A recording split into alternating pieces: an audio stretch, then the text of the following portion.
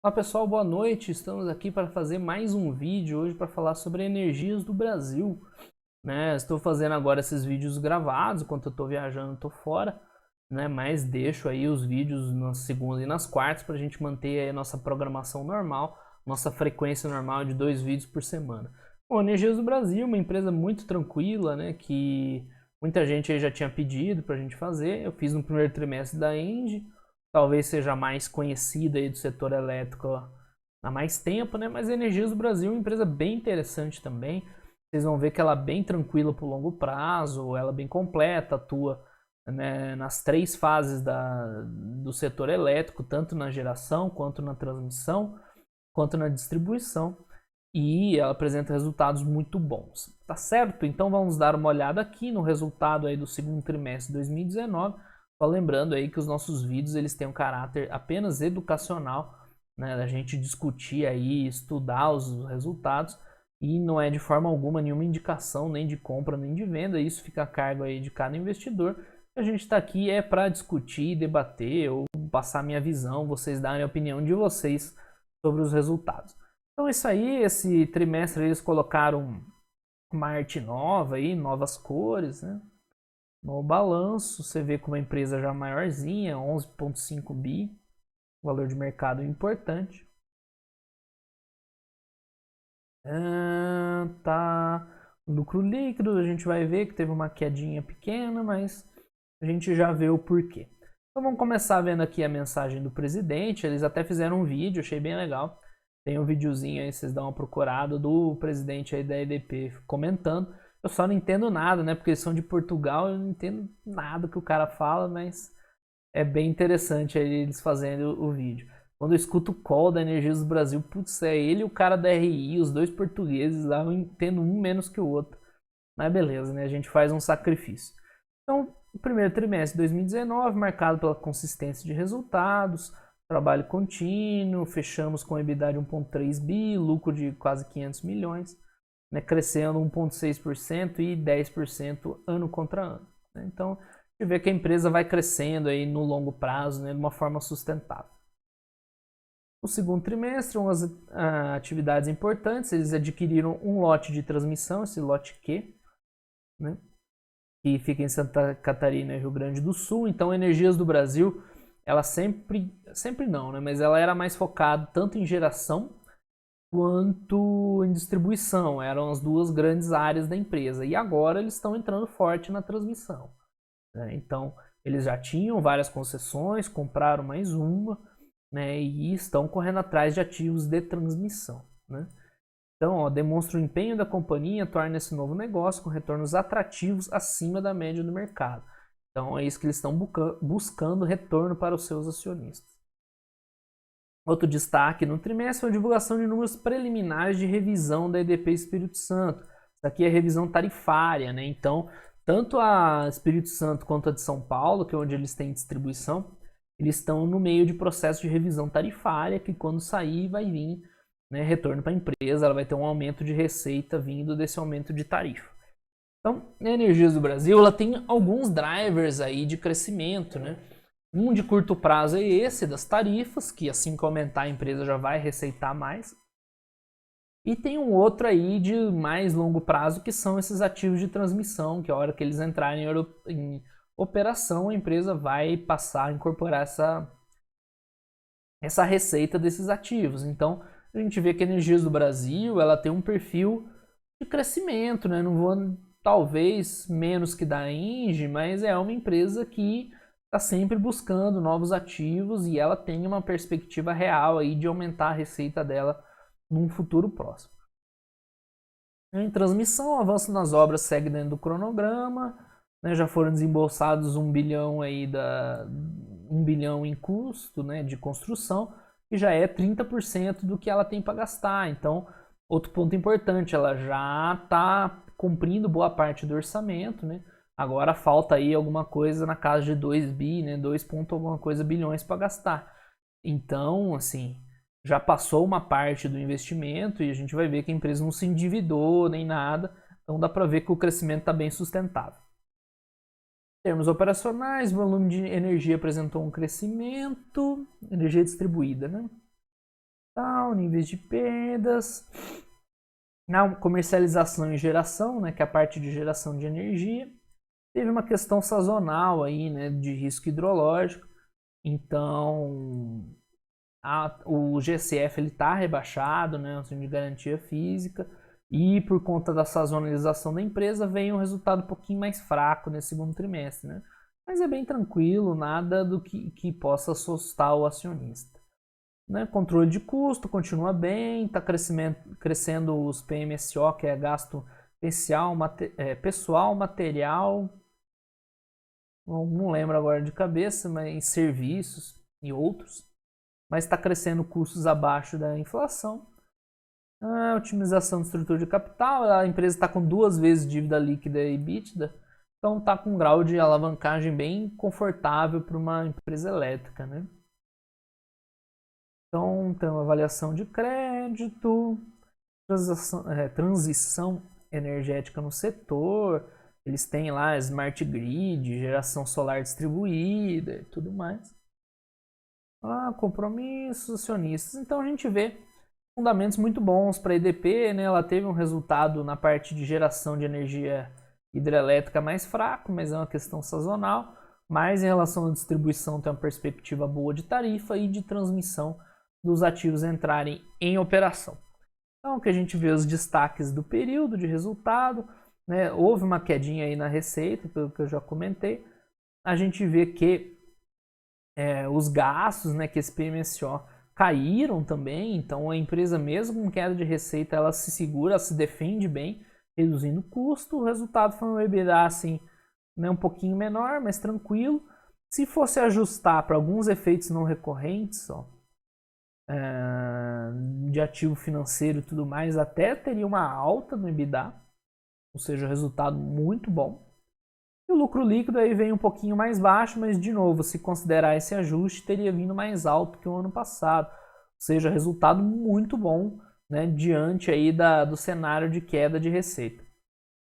No CAPEX, né, CAPEX, a gente pode ver que a empresa aumentou quase 3 vezes. Né?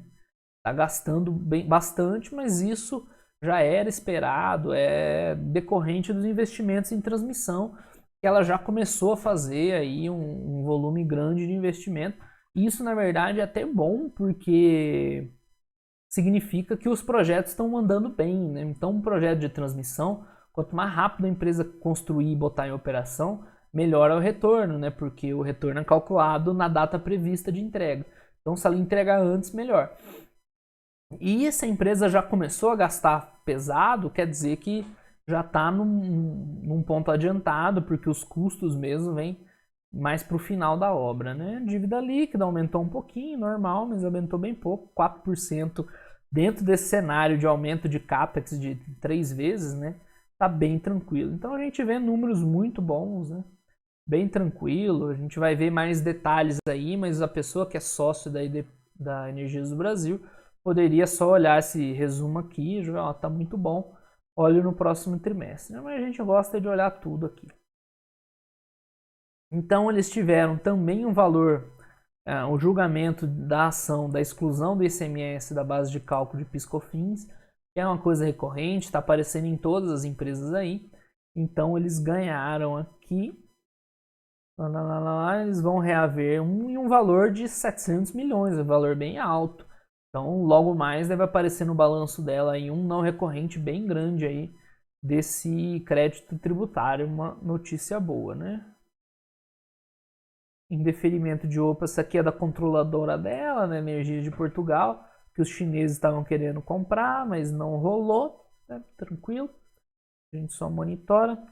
Ela comprou esse ativo de transmissão, Santa Catarina e Rio Grande do Sul, que eu já comentei. Tudo mais, recompra de ações, os lotes de transmissão dela, vamos ver. Então ela já adquiriu o financiamento aí que ela precisa para terminar essas daqui. Nessa outra linha ela já teve uma licença prévia. Então as coisas estão andando bem aí para Energias do Brasil. E a gente tem um resultado consolidado, né, separando por área de atuação, né, geração hídrica, térmica, distribuição, transmissão, que ainda não gera receita, né? Mas a gente consegue ver que Vamos ver. Então, a geração hídrica e térmica é mais ou menos equilibrada, de distribuição também. Ela é bem equilibrada, Energias do Brasil. Vamos ver nos comparativos aqui, ver se a gente consegue ver alguma coisa maior. É isso aqui, né? Trimestre contra trimestre do ano anterior. Ficou bem estranha essa tabela. Mas a gente vê aqui, ó, a queda na receita, ela foi muito forte aqui, ó, na geração térmica, né? Lembra que esses 2 trimestres, eles até que choveram bastante, então não despachou muita energia térmica. Então daqui que veio uma queda maior. Mas tudo bem, diminui custo, né? Ok, tem uma quedinha aqui de EBITDA. No final, o lucro líquido veio até bom, por uma questão aí de base de comparação, né? O lucro líquido ajustado. No consolidado veio um pouquinho... Na verdade não, né? O lucro líquido normal veio mais alto de hídrica, caiu na térmica, né? Que é o que a gente viu, distribuição veio meio flat, né? No consolidado caiu um pouquinho o lucro líquido, mas a gente viu que tem um efeito lá não recorrente que ele teria ajustado até aumentado, né? Então, bem tranquilo o resultado dela. Aqui é semestre contra semestre, né? Não faz sentido a gente ver. Tem aqui no EBITDA, então receita e margem bruta, que a gente viu um pouquinho pressionada, né? Principalmente térmica e geração hídrica. Tá aqui o gráfico, né? Mostrando que caiu bastante de geração hídrica, comercialização e térmica, foi o que derrubou. Ela reconheceu um pouquinho de transmissão, distribuição melhorou também. A margem bem estável, né? Literalmente idêntica. Aqui os gastos gerenciáveis, que a gente viu que eles até diminuíram, né? Bem interessante isso aqui. A empresa tem programas aí, orçamento base zero, de controle de custo, então isso aqui é uma vantagem muito bacana, uma empresa que consegue controlar os custos de forma eficiente, ela via de regra gera bastante valor para o acionista, que é o que a gente está vendo aqui, né? E aqui ó, os gastos PMSO que eu comentei com vocês, pessoal, material, serviço, provisões e tudo mais, eles ficaram aí abaixo do ano passado, né? O que ajuda bastante a empresa. Toda vez que a empresa consegue controlar custo, o resultado é muito bom. Os gastos gerenciáveis aumentaram, né? Porque a questão de com a construção, aqui eles estão levando em conta o CAPEX, né? Mas isso aqui não tem efeito aí na DRE da empresa. Então o que interessa mais é essa linha daqui. Aqui tem umas questões de bens, depreciação e o CAPEX com a construção das linhas de transmissão. Então tá lá, pessoal aumentou um pouquinho, outros, os ressarcimentos. Na verdade, é umas coisas meio não recorrentes assim, mas tá tranquilinho. Provisões, depreciação. Então aqui a gente vê a variação no EBITDA, que caiu um pouquinho, né? Principalmente pela queda naqueles resultados brutos lá que a gente já comentou. No semestre aqui tá até cresceu um pouquinho. O primeiro trimestre veio muito forte, né? Então tem aqui, tem um pouquinho já de RAP entrando. O EBITDA que a gente viu caiu um pouco, mas no ajustado, né, ajustando por esses efeitos aqui, ó, dessas vendas de PCH, ele veio até mais alto, 11% acima. Bom, o resultado financeiro veio um pouco pior, né, 116 milhões contra 75, mas é normal, já que a empresa aumentou a dívida por conta dos investimentos de transmissão, né, então é normal ela apanhar um pouquinho mais aqui, né. Aumentou de juros, eles ainda não têm esse ICMS na base de cálculo de PIS/COFINS, então isso aqui vai melhorar no futuro. Redução com ganho de investimento da Celesc, distribuição além de Espírito Santo e São Paulo, eles têm uma participação na Celesc de Santa Catarina, pequena ainda, né, mas eles estão com um pezinho lá. Então o resultado financeiro veio 50% mais alto, mas tudo bem, né? Já era esperado aí, dado o maior endividamento da empresa. O imposto de renda até melhorou aqui a alíquota dela. uns incentivos aí de Sudan e Sudene, provavelmente de linha de transmissão. Vamos ver. Não comentou, mas provavelmente veio das linhas de transmissão. Então o lucro líquido aqui a gente vê que caiu devido ao EBITDA mais baixo, o resultado financeiro também, mas foi compensado por essas alíquotas, uns resultados de equivalência patrimonial, então né, um pouquinho mais baixo, e no trimestre a gente vê que ele está aumentando, né? Porque esses lançamentos assim, eles são meio sazonais. Então tá tranquilo, né? Para quem investe por longo prazo, variações bem tranquilas. Dívida bruta que a gente viu, né, aumentou um pouquinho, foi para 7,8 bi. Desconsiderando mais 1,3 bi que tem controladas, né? Então, ela tem um pouquinho aí de dívida, ela está aumentando o endividamento, mas está dentro do plano de negócios, né? Assim que as linhas de transmissão entrarem em operação, o EBITDA vai subir, vai gerar caixa para reduzir esse endividamento e a empresa vai ficar com a geração de caixa para sempre, né? Então tá aqui onde tem debênture, onde tem empréstimo. A dívida subiu, mas nem subiu tanto assim, né? Se for ver, apesar que é dívida bruta, né? O cronograma de vencimento a gente vê que é bem sossegado, né? Ela tem capital para pagar aí praticamente 3 anos de dívida, esse ano e mais 2, então capital não, né? Caixa. Então tá bem tranquila a dívida dela, mesmo tendo gastado bastante aí com a transmissão. Um custo médio de 8,9, não é aquelas coisas, né? Encargo, IPCA e tudo mais. Aqui os indexadores, boa parte é CDI, um pouco IPCA, nada de muito diferente. Podia ser um pouquinho mais baixo essa dívida dela, mas tudo bem. O fluxo de caixa operacional, aqui a gente vê, né, a variação da dívida líquida. Como ela partiu de 4.300, aí teve 1,2 de EBITDA, mais a questão regulatória, teve um cash. Aí ela gastou quase 1 bi de capex, né, gastou bastante. Mais aí, encargo da dívida, dividendo pago, tudo mais foi parar em 4.500. Ou seja, para quem está investindo 1 bi em capex, né, tá bem tranquilo, bem sossegado. Ainda pagou dividendo, ela não paga tanto dividendo, mas pagou um pouquinho de dividendo. Aqui a gente vê esses indicadores, dívida líquida e EBITDA, a gente vê que né, tá bem em linha, tinha reduzido para 1,8, voltou para 2, mas está bem tranquilinho. Jari, Cachoeira e São Manuel. Sim, então aqui já é contando todo mundo. Legal. Mobilizado intangível. Distribuição, redução de investimento, tudo mais. Aqui tem os investimentos das distribuidoras, né? Em expansão, melhoramento de rede e tal. A gente vê que os investimentos, boa parte é transmissão, né? A maior parte. Distribuição é um case que precisa investir ainda. Então, a empresa é um negócio que ela vai estar sempre precisando investir um pouco. Geração que é mais tranquilo, né? Depois que você construiu as usinas lá, é só fazer manutenção. Mas o grosso a gente vê aí que é mesmo transmissão, né?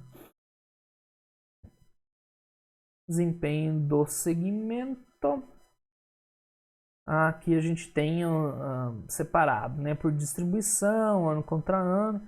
A gente vê que né, tá um EBITDA crescendo, 10%. Não, isso aqui é margem. Cresceu 0,2, né, bem flat. Espírito Santo cresce 3. Agora, como as duas concessões vão ter aumentos de tarifa, então você vai ver um aumento nesse crescimento aqui de receita, tanto Espírito Santo quanto São Paulo. Né, o que vai vir, o segmento de distribuição da empresa vai vir melhor aí até o final do ano. Eu acho que a primeira é já nesse terceiro trimestre que entra e a outra no final do ano.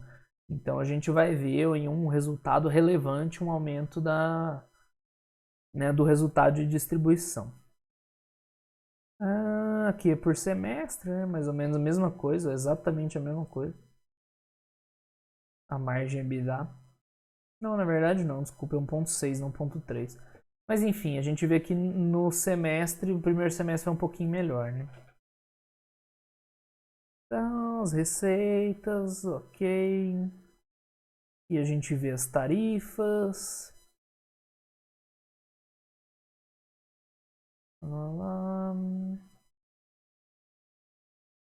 Gasto que tem de perda. Eu não olho em tantos detalhes, pelo menos não trimestre por trimestre. A gente vê aqui a evolução do EBITDA. A questão no regulatório. Lá, dos cálculos, então. DP São Paulo, DP Espírito Santo. A gente vai ver que deve vir um aumento tarifário interessante aí para a empresa. Bom, aqui tem a questão do balanço energético, né? Como é, de onde vem a compra. A gente vê que é mais ou menos equilibrado. São Paulo compra um pouquinho mais que o Espírito Santo. Vem de Itaipu, de leilão, as perdas. Ok, aqui tem de perda, técnica, não técnica.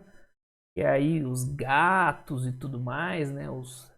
Perda é furto de energia elétrica, né, na verdade. Então você vê as perdas não técnicas. Né? Caíram, resultante em intensificação de investimento, combate a perdas, monetização de medidores, telemedições e tal. Ano anterior, carne injetada, aumento de impostos, indicadores de qualidade. Isso aqui é legal dar uma olhada nas distribuidoras. Né? Você tem dois indicadores principais: DEC, que é a duração de interrupção, e FEC, que é a frequência de interrupção. Então a gente vê que São Paulo até aumentou um pouquinho, né? 0,37%.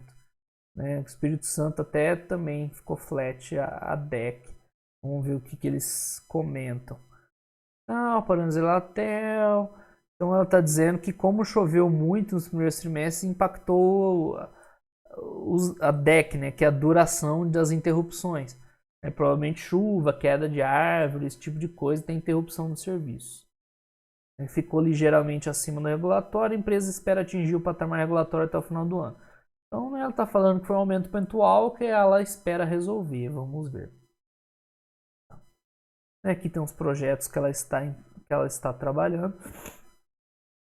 A gente vê que o FEC esse caiu um pouquinho, né? Mas enfim, a empresa no longo prazo ela tem que buscar reduzir isso aqui, né? Por isso que ela tem esses projetos aí, ó, Deck Down, aplicação de investimento, contratação de novas equipes de manutenção. Né? Então, a distribuidora tem que ficar sempre de olho nisso. A PCLD, né, que é a perda para crédito de liquidação duvidoso, que é basicamente inadimplência, né? Pessoal que não paga as suas contas. A gente vê que teve um aumentinho aí, também foi impactado pela nova regra contábil. Um aumento até razoável. Né? Mas provavelmente aqui, superior, tabela própria. Enfim, teve um aumentinho mais alto aí em São Paulo de inadimplência, né? Mas é um valor bruto baixo. Então, os ativos regulatórios, tudo mais. Mas a geração eu acho mais legal de ver. A gente vê que a empresa saiu desde 2005, né? Ela expandiu mais de 400% a capacidade dela, né? Tudo bem, isso aqui são 14 anos, mas a gente vê que a empresa está sempre, né, comprando ativos novos, né, novas concessões, né? Então, hoje ela tem uma capacidade instalada de quase 3 gigawatts, né? E antes era 500 megawatts. Então, hoje a geração de energia ela está muito integrada com a comercialização, ou seja, né, a empresa ela decide o quanto ela vai produzir, o quanto ela vai vender. Então, nesse trimestre, a Energias do Brasil ela foi diretamente impactada por essa receita de hedge, então ela teve aí uma redução no impacto que ela teria com o GSF, né? Mas isso aí faz parte, né, do negócio. Então a gente vê essa receita um pouquinho mais baixa aí no trimestre. Né? O aumento de custos é principalmente da compra de energia para revenda, que ela Faz parte, ela tem que comprar, já que ela tem um contrato que ela tem que cumprir. Né? E nos gastos gerenciáveis, isso aí ela conseguiu baixar um pouquinho. Né? Então, a empresa está tendo uma gestão bem eficiente, reduzindo os gastos, só não consegue reduzir na energia que ela é obrigada a comprar para vender. Né? Contudo, cadê o gráfico de sazonalidade? Esse aqui. A gente vê que a Energias do Brasil ela decidiu vender menos aqui em 2019, no primeiro e no segundo trimestre. Então, ela pode fazer isso, né? Distribuir a venda dela ao longo do ano, então ela vai vender mais no terceiro e no quarto trimestre. É uma época que geralmente tem maior chance de ter uma crise hídrica, né? Chove menos, então ela espera vender por preços maiores esse excedente de energia. Então, o plano da Energias do Brasil para 2019, a gente vê que ele foi mais agressivo que para 2018, né? Ele saiu ali 22, 24 para vender 27 no segundo semestre, né? Enquanto que ano passado foi um efeito menor de sazonalização. Pouca coisa, mas acaba impactando. Então a gente espera um segundo semestre bem melhor da Energias do Brasil vendendo energia, né, que ela decidiu guardar para vender no segundo trimestre. Né? Então aqui a gente vê justamente a evolução do PLD, que é o preço de liquidação de diferença, como ele tende a ser mais alto aqui lá pelo terceiro trimestre, no quarto, né?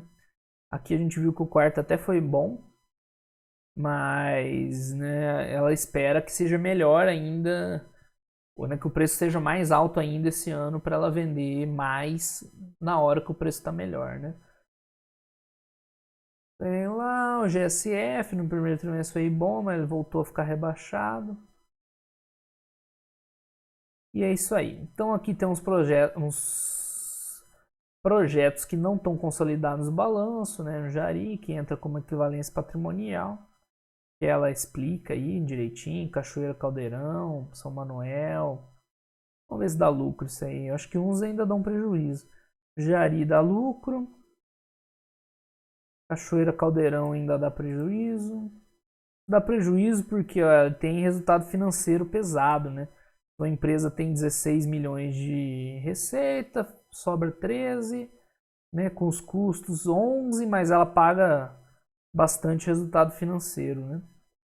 Por isso que impacta, porque dá prejuízo, é porque a empresa ainda tem que desalavancar para começar a dar lucro.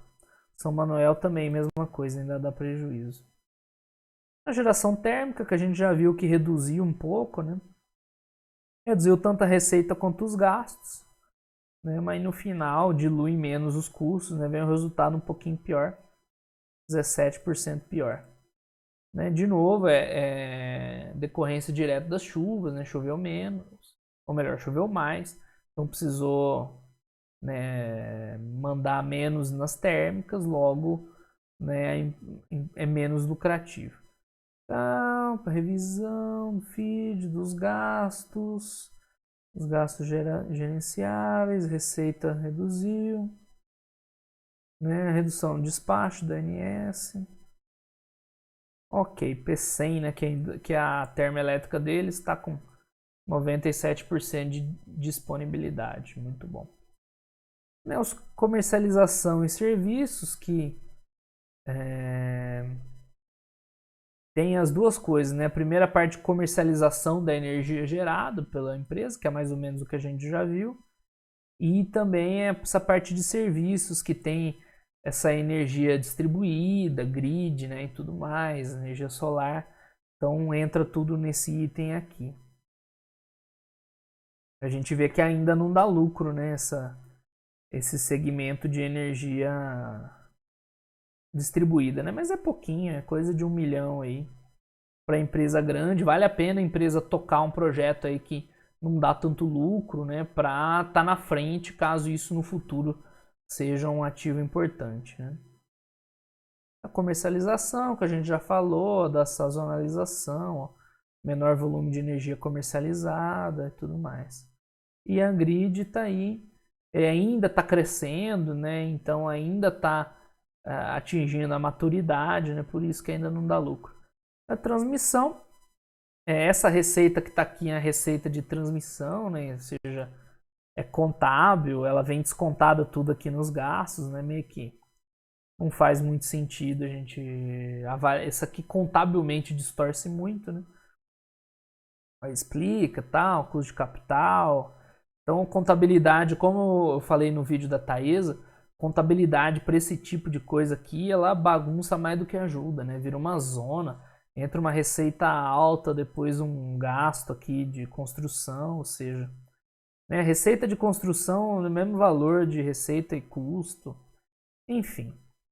Né? O que a gente tem importante saber é esses projetos aqui, ó, que a empresa está investindo. Então, eu vi que ela investiu 470 milhões aí, principalmente nessa aliança Santa Catarina e transmissão São Paulo Minas Gerais, que talvez sejam os primeiros a ficarem prontos, né, onde ela está gastando o grosso aí dos investimentos. Esses outros devem vir mais devagar depois, né? Então, sustentabilidade, os indicadores, as ações e tudo mais, gente. Então é isso aí, o balanço da Energias do Brasil acaba sendo um balanço maior, assim, é porque ele é muito detalhado, a empresa explica em detalhes, boa parte dessas coisas a gente olha uma vez só para ver como é que é, não fica olhando, né, todo o trimestre. O importante é a gente ver aqui, ela teve uma quedinha de resultado devido aí a questões hidrológicas, né, sazonalização dela, decidiu vender mais no segundo semestre do que no primeiro, e teve lá ainda assim o rebaixamento, né, do GSF, mas que o negócio dela continua ok, distribuição vai ter reajuste de tarifa, transmissão está com vento em popa, né, a dívida não está aumentando muito, mesmo com gastos altos na transmissão, ou seja, a empresa gera caixa suficiente para investir, e é um resultado bem tranquilo para o acionista, é só aguardar esses desdobramentos, né. Então, a empresa tem 3 pontos que vai gerar valor para o acionista agora. Um é essa sazonalização, né, que ela vai vender mais energia no segundo semestre. Então, tudo indica que o resultado aqui vai vir mais forte. Segundo, vai ser o reajuste tarifário, que vem aí no médio prazo, até o final do ano. Ela vai começar a ganhar dinheiro mais para o ano que vem. E por um longo prazo, aí vem as concessões de transmissão, que assim que elas ficarem prontas, vão acrescentar aí uns 500 milhões de receita para a empresa. Ainda tem esse não recorrente aí do ICMS, lá do PIS/COFINS, que vai vir mais uns 500 milhões. Então, para o futuro, dá para ficar bem tranquilo, né? Bons resultados a gente espera aí para Energias do Brasil. Certo, pessoal? Tentei fazer um vídeo um pouquinho mais curto aí. Eu sei que o pessoal gosta de vídeos menores, né? Mas eu falo bastante, então os vídeos acabam ficando sempre grandes. Quando tem live, a gente discute bastante, comenta bastante, né? Esse fiz um pouquinho menor aí, na casa de meia hora, até passou um pouquinho, mas tá bom. Para uma empresa que é bem grande, igual a Energias do Brasil, acho que tá muito bom, né? Vocês viram que tem muita coisa, ela comenta bastante detalhes da parte de distribuição, né? Que, né, a gente não precisa ficar olhando sempre. Então é isso aí, esse é o balanço da Energias do Brasil, uma empresa que todo mundo pedia para ver faz um tempinho, né? Vocês viram que ela é bem tranquila, ela tem um equilíbrio entre geração, vamos pôr nesse primeiro aqui, entre geração hídrica, térmica, distribuição é bem equilibrado o resultado, né? A receita de distribuição é muito maior e tem uma margem bem mais baixa, mas se você for pegar o EBITDA assim, ó, vai dar 200 milhões aqui, 140 aqui, 170 aqui. Eu lembro de um trimestre que foi tudo 200 milhões. Então ela é bem equilibrada entre geração hídrica, térmica, distribuição, e tem tudo para a transmissão também ser mais um componente importante aqui. Na verdade vai ser até maior que os outros, né? Quando tudo ficar pronto. Então a empresa ganha um pouquinho de receita aí em cada segmento. Com isso ela consegue ser resiliente, né? Quando tem problema de geração hídrica igual esse semestre, não foi bem um problema, mas as outras linhas seguram, né? Então uma empresa bem tranquila, atua em todas as áreas, ela consegue crescer ao longo do tempo, faz bons investimentos, né? Gera caixa suficiente para fazer os investimentos. Então é uma empresa excelente aí para a gente carregar para o longo prazo. Certo, pessoal? Então muito obrigado aí a todo mundo que assistiu. Quem tiver alguma dúvida, coloca aí nos comentários que eu vou responder assim que possível, né? Viajando, mas assim que der eu respondo. E qualquer dúvida aí, podem colocar aqui e a gente vai conversando, certo? Então muito obrigado aí a todo mundo que assistiu. Nos vemos aí nos próximos vídeos. Até mais. Um abraço.